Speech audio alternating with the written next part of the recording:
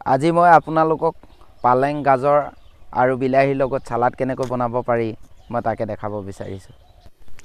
মই প্ৰথমে ধনিয়া পাত ছিঙি লৈছোঁ।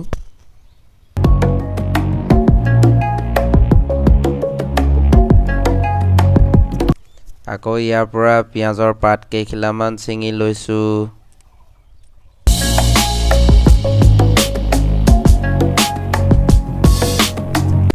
বিলাহী গছজোপাৰ পৰা কেইটামান পকা পকা বিলাহী ছিঙি লৈছোঁ।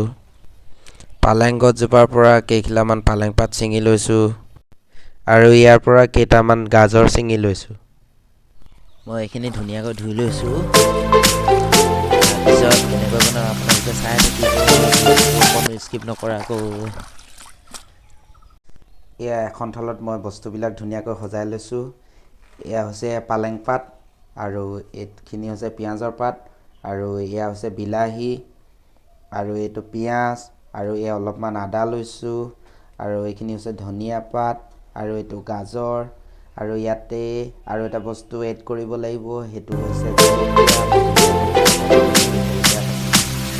আৰু ইয়াৰ লগত মই কেইটামান বুট দিম। এতিয়া মই ইয়াত নিমখ, মিঠাতেল আৰু অকণমান নেমু ৰস দি ধুনীয়াকৈ গোটেইখিনি মিহলি কৰি ল'ম।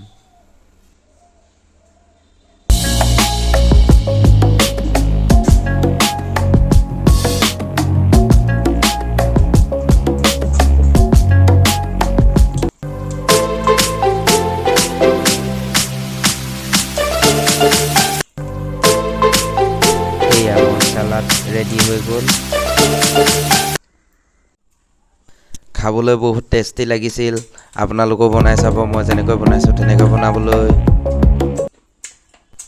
ইমান সময় আমাৰ ভিডিঅ'টো চাই থকাৰ বাবে আপোনালোকলৈ বহুত বহুত ধন্যবাদ থাকিল।